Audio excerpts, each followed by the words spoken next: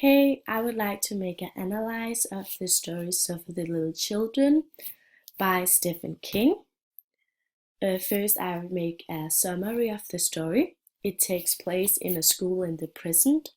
Most of the time, we are in a classroom, and it is about the teacher, Miss Sidley, and her class, but especially about the student Robert.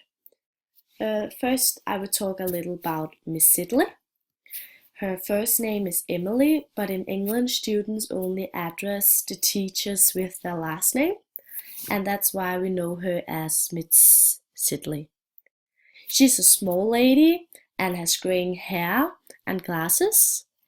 The text tells us that she has had a long teaching career full of success, so I can believe she must be an old lady.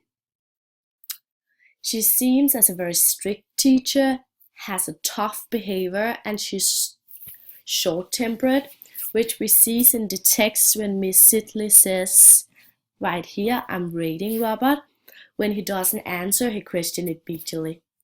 I get the impression that she's a bit egoistic, selfish, and also smug, which fits very well into her self-image because she sees herself as a person in a higher level than others.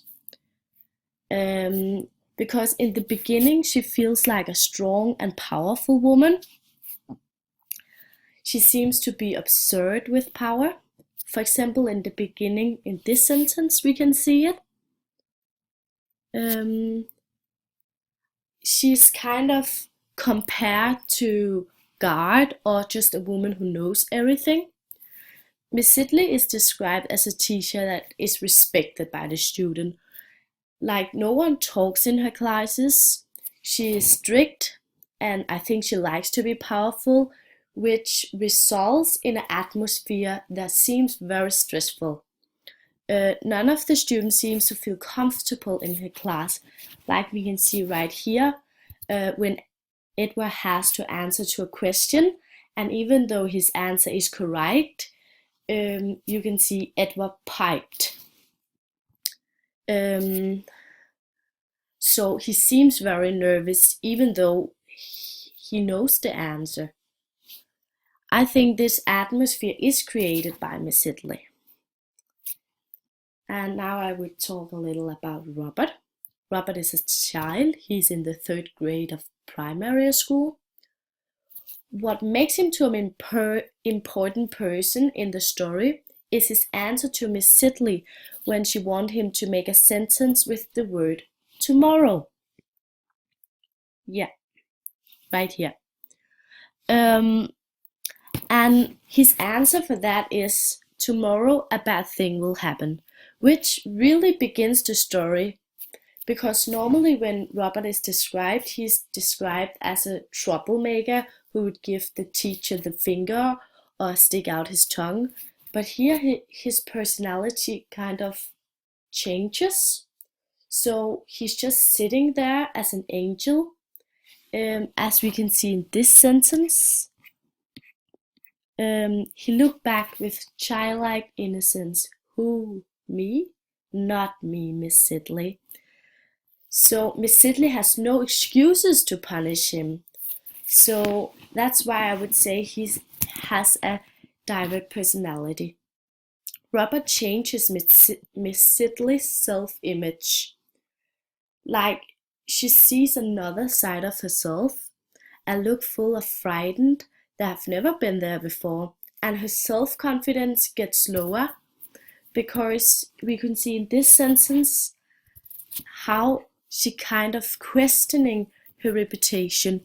Early in the story, she seems to have so much self-confidence that nothing can make her feel bad, but here Robert have got an influence on her, I would say. And the other kids seems to respect Robert, with him as a leader. Some of the other kids follow his tracks. Just as Robert says just before Miss Sidley kills him, it's all the way down here. Yeah, like Robert smiled innocently. There are lots of us, though, lots more than here.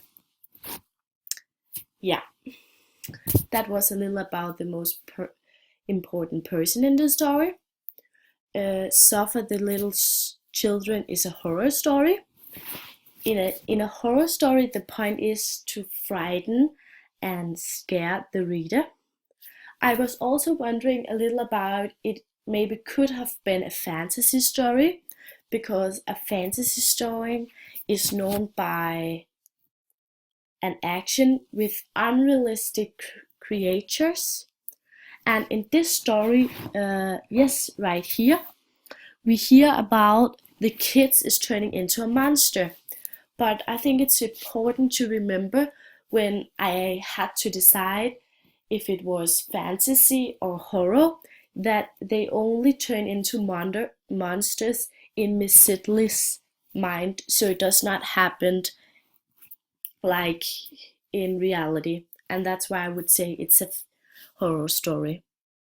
And horror stories is often built by the Hollywood model. It creates an excitement through the story, I would say. And in this story, we start to hear about a normal class with just a strict teacher. While we get more into the story, we find out that something is wrong. And what I like about this story is that Kings builds up an atmosphere of wondering. So in this story, we see point of no return when Robert changed Miss Sidley's self-image when he says tomorrow a bad thing will happen. And I would say it's first here the story really begins. And I think the story gets very interesting when she kills the class, the 12 children. And she looks like the bad guy. And the reader, or I was just starting wondering, why did she do it? Through the story, this view changes when Miss Sidley starts teaching the handicap class, and one more time see this evil in the new kid's eyes. And climax is when Miss Sidley kills herself, and seeing the evil after seeing the evil in the new kid's eyes. So I would say this. Yeah, I would like to make a conclusion about this horror movie. And just before Miss Sidley may committed suicide, a secretary called Buddy Jenkins gets introduced. And he's important to the story because he has to look after Miss Sidley when she was teaching. And the very last sentence is the story says he was hardly able to take his eyes off them. It makes me think, was she just crazy, or was she just an offer for these evil children? Because it seems like he can see the same things as she could. And I think this was what Stephen King, who wrote the story, would like the reader to start wondering about. And if we compare this story to another story also written by Stephen King called The Man Who Loved Flowers, which is about a man who is in love with a woman, but what we find out through the story is that she's dead, and he just won't believe it, so he kills women when he finds out that they are not Norma, who is his previously lover, or the dead lover.